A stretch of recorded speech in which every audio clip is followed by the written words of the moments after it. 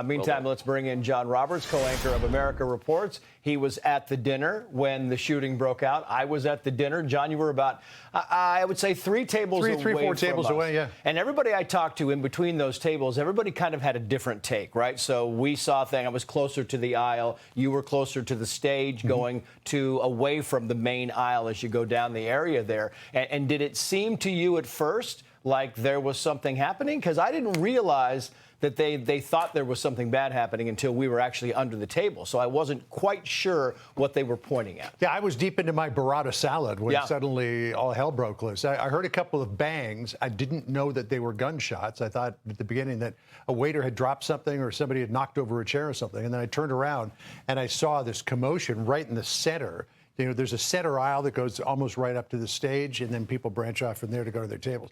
And it is just, I mean, you're jammed like sardines in there. I really don't know how the fire marshal allows it, because you can't move in there. Right. And if you had to evacuate quickly, it would be really difficult. So I saw this commotion going up the center aisle, and I thought that somebody had come in and like a protester, because there were so many of them outside, and was trying to run up to the stage, and that person was being tackled. Had no concept that there were gunshots fired outside, and that this was all security, Secret Service, Capitol Police, and everybody else rushing to get the protectees out of there. I mean, the Speaker of the House was there, so many members of Congress, every cabinet member except for one or two were there as well. So I wasn't clear at the beginning what had gone on. We were, you know, as journalists, probably more curious than anything. My wife grabbed me and said, "Get under the table." Yeah. Because I was standing up, trying to find out what was going on. But you're exactly right, John, because, you know, when I was trying to help this woman who was next to us, because she was having trouble kind of getting down, and there were chairs. And so as I got up to go over to kind of help her get under the table, you look around and the chairs, you would have had to climb over chairs to try and get out of the way. I mean, once you got to the aisle, you could run, but there were chairs in the way. And in fact, I think some of the Secret Service agents, that's the CAT team, the counter assault team you see there up on the stage, their presence was very welcome. Right. I have to say, because, you know, they had their long guns trained at the door just in case anybody came through it. And you know that they're like the special forces of the Secret Service, and they know what they're doing. Yeah. But at the beginning, you know, we saw some Secret Service having to jump over tables to get to the protectees because it's so crowded. And now you have to look at it in the context of, well, is the security right for this venue? I've been to these things since 1999. Clinton, Bush, you know, Obama, Biden, Trump never went in his first term. And you think, okay, it seems to be secure enough, but is this Trump-level security? John Fetterman doesn't think so. He put this out on X. He said that venue wasn't built to accommodate an event with a line of succession for the U.S. government.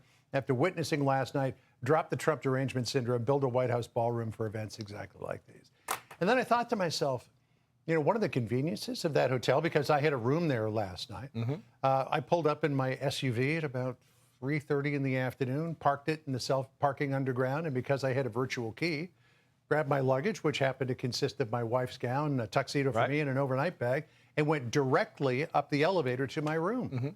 Now, I could have had an SUV full of weapons, and nobody would have known it. And even the guy who allegedly perpetrated this incident mocked the lack of security. He checked in on a Friday and said, "I'm walking around and nobody knows that I'm a threat. I'm bringing in all these weapons and nobody knows what I've got in my bag." I mean, how many times have you been to a hotel somewhere in the world? Like, I remember going into the Ritz-Carlton in Cairo when we were on vacation. Everything that went in the front door of that hotel had to be X-rayed. Pakistan, the same thing.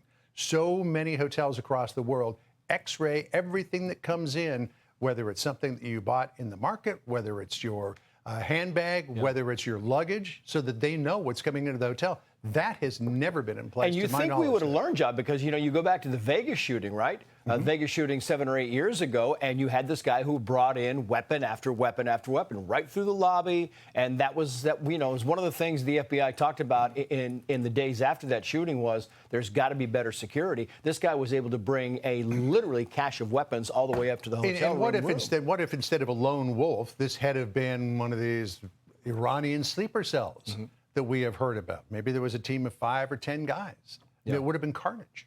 And we talked about this, you and I, about the perimeter. I mean, you walk into arenas, you walk into stadiums, you don't get inside the building at all before you have been ticketed and checked. And in this case, the perimeter was inside the building. And you're right, if you had 10 members that were part of this, you know, this attack group for whatever purpose, you have very little way of trying to round them up without somebody losing and getting scattered around. And again, I don't want to inconvenience people, but the fact that you could drive an SUV into that parking garage and go right up to your room with nobody seeing you. I mean, I'm sure that there's cameras around and things, but you bring a few bags of luggage, they could be full of God knows what. Yeah, you talked about the ballroom. Not to say that the White House Correspondents Dinner would be in the big, beautiful ballroom at the White House. It might be if the president insisted. Yeah, I mean, that's the whole point. But you would at least have the availability. You at least have the ability to be able to have something like that. Although, what's the capacity of the ballroom? Is it I don't know. 1,200, 1,500? Because I think there were 2,500 people. 2,500 was the guest list there. But it also illuminated, and we brought this up at the top, a glaring issue with this dinner. We have always lamented the fact that you're crammed in there so tight that you literally can't make your way between the tables. And if there ever were an emergency, how do you get out of that venue? Right. And when my wife and I were finally walking out, as everybody was leaving at the end of the night, I walked past the fire marshal. There were 3 or 4 members of the fire marshal's office there.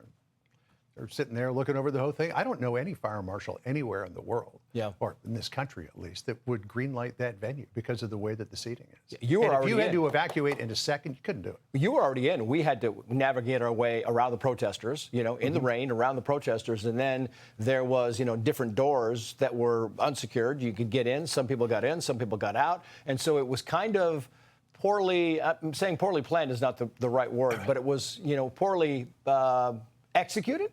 I mean, it seemed to me as though I've been to so many of these G7s and G20s and whatnot, and APEC conferences. They're locked down. There is, and we do this in this city all the time.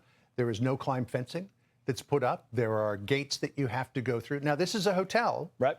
So obviously, you've got to let guests in, like myself and my wife. We were guests of the hotel last night. But there has to be a balance where you can have people come into the hotel, but they can't bring weapons in with them. Yeah, fair. John Roberts?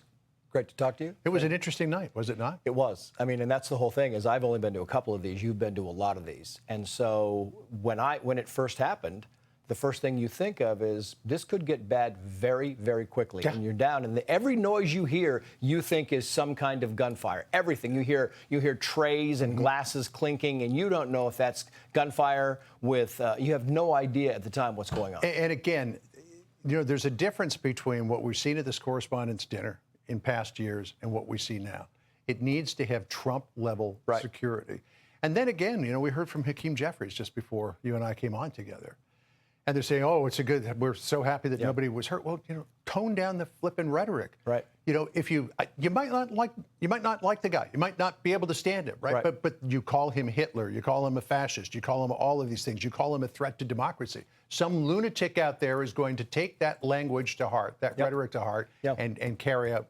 And they feel emboldened. And this guy, this suspect, as we learned, and I know we got to go here, but this suspect, as we're learning, all of a sudden he seems like a very smart guy, right? Went to Caltech. It's a clearly has some problems. So yeah, I mean, he was very Christian, part of the Christian thing, and then all of a sudden he has this anti-Christian diatribe. So it's changing, and the way that people change is because of rhetoric, is because of some things that people say. It hits you somewhere, and people, they are all of this anti-Trump. He's this. He's Hitler. He's dangerous. He needs to be stopped. All this rhetoric plays into it in some fashion. And again, I don't know if the White House Correspondents Association would use the ballroom at the White House. I mean, maybe if they rented the venue, there's a way to do it. But I think presidents in the future after this may say, look, we can't do it at a hotel. We'll be talking about this for a few days. John, great to see you. You too. Coming up live, we'll go to Torrance, California.